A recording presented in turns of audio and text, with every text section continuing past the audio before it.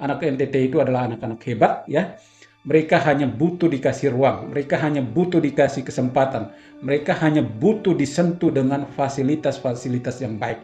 Saya yakin kesempatan ini akan membuat anak-anak NTT di masa mendatang mereka akan mampu bertarung, mampu bersaing secara nasional maupun secara internasional.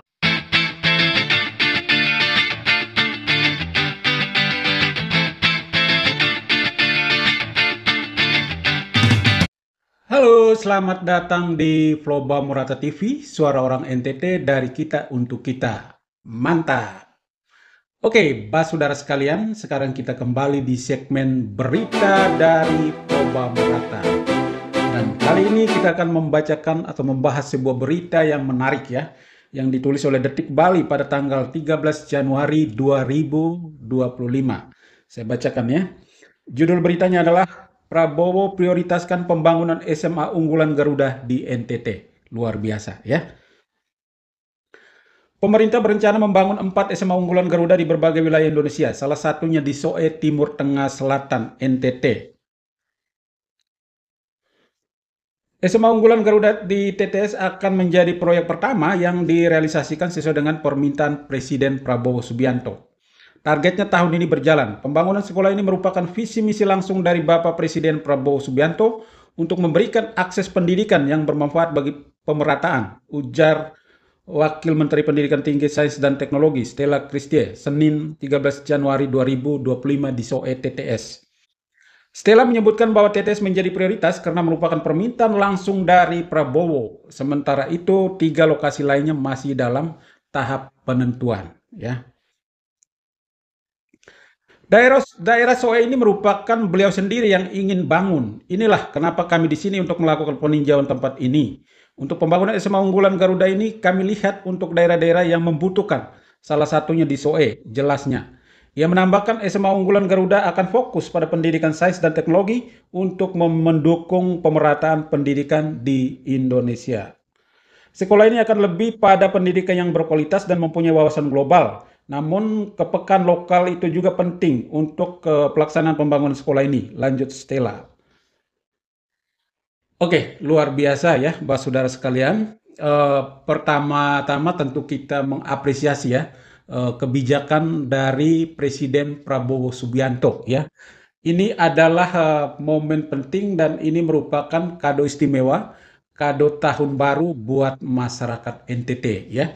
Kalau bicara sekolah unggulan ini kan tentu kita ingat dengan yang namanya SMA Taruna Nusantara yang ada di Magelang ya. Itu adalah satu-satunya sekolah unggulan yang dimiliki bangsa ini, sekolah negeri ya, yang dimiliki bangsa ini. Dan setiap tahun itu hampir ribuan, bahkan puluhan ribu anak-anak negeri ini berlomba-lomba mengikuti tes untuk mendapatkan tiket atau mendapatkan satu kursi di SMA Taruna Nusantara. Tapi kapasitas untuk menampung di sekolah itu kan terbatas, hanya 350 siswa. Jadi saya kira dengan kebijakan pemerintah Presiden Prabowo Subianto membangun sekolah unggulan di NTT, sekelas SMA Taruna Nusantara, saya kira ini sangat membantu masyarakat NTT, khususnya anak-anak NTT yang punya harapan, yang punya impian besar untuk menikmati pendidikan di sekolah-sekolah yang bertaraf internasional ya. Jadi sekolah unggulan ini artinya ya anak-anak mungkin diasramakan, ya anak-anak diasramakan kemudian dengan fasilitas yang cukup ya, kemudian dengan kurikulum yang lebih baik, lalu dengan guru-guru yang berkualitas. Jadi ini suatu kado istimewa yang luar biasa yang dinikmati atau yang diterima oleh masyarakat NTT dari Prabowo Subianto. Jadi anak-anak NTT yang mungkin dulu berharap atau bermimpi untuk masuk SMA Taruna Nusantara itu sangat kecil, saya kira sekarang bermimpilah setinggi-tingginya, Anda punya kesempatan untuk mendapatkan pendidikan di sekolah unggulan yang akan didirikan di NTT nanti. Jadi setiap anak bermimpi setinggi-tingginya dan Anda punya peluang, Anda punya kesempatan untuk mendapatkan pendidikan di sekolah unggulan tersebut. Luar biasa. Oke, yang berikut kebijakan-kebijakan seperti ini kan saya kira kebijakan luar biasa. Tetapi tentu juga ada banyak kritik atau ada banyak masukan dari para pengamat atau dari para pemerhati pendidikan ya. Di sini saya coba menampilkan ya, ada kritik dari seorang pengamat pendidikan ya. Ini ditulis oleh tirto.id pada tanggal 15 Januari 2025. Judulnya adalah program sekolah unggulan jangan sampai membuka ketimpangan lagi, gitu ya. Jadi jangan sampai sekolah unggulan ini membuat ketimpangan-ketimpangan baru di masa depan ya. Ada seorang pengamat pendidikan dari Universitas Negeri Semarang, Edi Subkan, ya, dia mengkritisi soal kebijakan pemerintah membangun sekolah unggulan gitu ya. Karena menurut dia jangan sampai kebijakan ini akan menimbulkan ketimpangan-ketimpangan di masa mendatang ya. Pandangan dia bahwa jangan sampai sekolah unggulan ini nanti akan hanya dinikmati oleh orang-orang kaya atau anak-anak pejabat. Kenapa? Karena sekolah unggulan ini kan biasanya memilih atau menyeleksi anak-anak yang berbakat, anak-anak yang punya nilai bagus. Nah, orang kaya, anak orang kaya, atau anak pejabat itu biasanya mendapatkan kesempatan itu kenapa? Karena mereka mampu dibiayai oleh orang tuanya untuk apa? Untuk mengikuti les, untuk mengikuti privat dan sebagainya. Sehingga kalau dilihat dari kemampuan akademik dan sebagainya, maka mereka ini akan mendapatkan tempat di sekolah unggulan ini. Sementara anak-anak dengan ekonomi menengah ke bawah, dengan kemampuan terbatas, maka mereka akan tersingkirkan. Jadi inilah ketakutan-ketakutan yang disampaikan oleh Edi Subkan ya. Jangan sampai terjadi ketimpangan-ketimpangan di kemudian hari. Saya kira ini sebuah kritik yang baik ya, yang perlu juga diantisipasi oleh pemerintah ya dalam hal ini adalah pihak pengelola ya. Ya, jadi kalau kalau misalnya seleksi dilakukan secara terbuka, secara transparan, secara independen, ya saya kira semua anak punya kesempatan yang sama. Baik dari anak orang kaya, anak orang miskin, anak petani, anak pejabat dan sebagainya, mereka punya kesempatan yang sama. Dan saya kira menurut saya zaman ini kan zaman teknologi ya. Akses untuk mendapatkan semacam privat atau les dan sebagainya itu saya kira zaman ini tidak seperti zaman dulu lagi ya. Orang yang punya duit ya dia bisa ngikutin les, orang yang punya duit dia bisa ngikutin privat dan sebagainya. Tapi sekarang kan terbuka, orang bisa belajar secara mandiri di YouTube lah, di TikTok lah, di media sosial lainnya. Kalau memang dia punya niat untuk bertumbuh dan berkembang. Jadi saya kira yang terpenting itu adalah proses seleksinya dilakukan secara independen ya. Jangan sampai kalau kalau proses seleksinya itu bermasalah maka akan bermasalah semua pada akhirnya gitu ya. Dan khusus untuk anak NTT menurut saya anak NTT itu adalah anak-anak hebat ya. Mereka hanya butuh dikasih ruang, mereka hanya butuh dikasih kesempatan, mereka hanya butuh disentuh dengan fasilitas-fasilitas yang baik. Saya yakin kesempatan ini akan membuat anak-anak NTT di masa mendatang mereka akan mampu bertarung, mampu bersaing secara nasional maupun secara internasional. Oke, mantap ya. Lalu kritikan yang berikut juga adalah bahwa pemerintah sedang memprioritaskan pembangunan SMA unggulan, sementara pembangunan ini sedang menggelinding di tengah khususnya masalah pendidikan di bangsa ini, gitu ya. Ada kalau kita bicara konteks NTT, ada banyak sekali persoalan-persoalan pendidikan di Indonesia, di NTT ya, mulai dari fasilitas pendidikan, mulai dari kurikulum, mulai dari akses, biaya, dan yang terakhir adalah kesejahteraan guru yang mendidik di sekolah tersebut. Saya tampilkan sebuah berita ya terkait dengan masalah fasilitas pendidikan di NTT ya.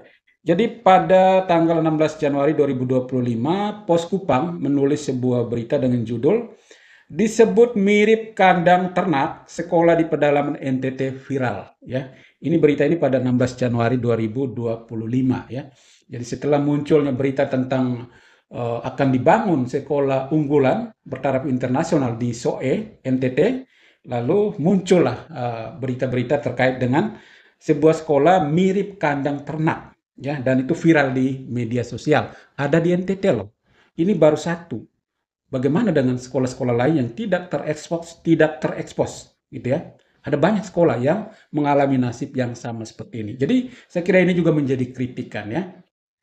Pemerintah fokus membangun sekolah unggulan, tetapi juga jangan sampai melupakan ya sekolah-sekolah reguler ya, yang mana banyak anak-anak bangsa yang sedang belajar di situ, yang sedang berada di situ ya. Mereka dalam posisi sekarat antara mau hidup atau mati gitu ya. Dan itu pun kita membutuhkan sentuhan dari pemerintah pusat ya.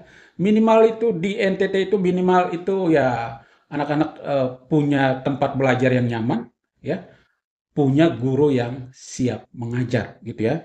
Jadi kalau bicara soal guru di NTT, itu Ombudsman itu mengeluarkan data bahwa sebenarnya guru di NTT itu cukup. Satu guru itu berbanding 11 siswa, rasionya gitu ya. Kalau di NTT, satu berbanding 11. Ini sangat bagus. Berbeda dengan secara rasio secara nasional. Kalau secara nasional, itu satu guru berbanding 36 siswa. Jadi NTT ini sebenarnya kecukupan guru. Tinggal sekarang adalah bagaimana guru ini benar-benar dimanfaatkan atau guru ini benar-benar ditempa untuk menjadi pendidik yang handal, untuk menjadi pendidik yang profesional, ya. Tapi kalau misalnya guru ini diperhatikan kesejahteraannya dengan baik, ya, jadi dia benar-benar fokus mengajar. Jangan sampai saat ini dia sedang berada di kelas, tapi otaknya itu sedang berpikir bagaimana anaknya akan makan sebentar siang, bagaimana anaknya akan berobat sebentar malam, bagaimana anaknya akan bersekolah atau berpakaian dan sebagainya. Jadi fokusnya itu akan terbagi ya. Dia hari ini selesai, saat ini dia selesai jam pelajaran, dia langsung bisa bisa jadi tukang ojek, bisa jadi petani, bisa jadi apa namanya eh, konten kreator dan sebagainya. Artinya dia mencari tambahan penghasilan di luar. Kenapa? Karena profesi yang dia geluti sebagai guru tidak menjamin kesejahteraannya. Jadi saya pikir memang pemerintah perlu memperhatikan kesejahteraan guru yang mengajar di NTT, terlebih mereka yang mengajar di pelosok-pelosok ya, dengan gaji yang sangat minim, sangat rendah. Saya kira perlu diperhatikan oleh pemerintah. Tidak hanya PNS, tidak hanya mereka yang PNS atau P3K, tetapi semua orang yang mengabdikan dirinya untuk menjadi guru harus diperhatikan kesejahteraannya oleh pemerintah. Jadi saya kira semua kritik itu baik adanya dan saya yakin ya tentu kita semua optimis yakin bahwa pemerintahan Presiden Prabowo Subianto akan melakukan semuanya itu ya. Jadi sekolah unggulan jalan dan sementara sekolah-sekolah lain, sekolah-sekolah reguler yang saat ini sedang membutuhkan sentuhan dari pemerintah ya. Mereka yang saat ini sedang sekarat pun saya kira perlu disentuh oleh pemerintah dan perlu dijadikan sekolah unggulan di kemudian hari. Mantap, Bah saudara semuanya. Jangan lupa kasih kritik atau saran di kolom komentar channel ini. Sampai jumpa pada kesempatan berikutnya dengan topik-topik lain yang lebih menarik lagi. Mantap!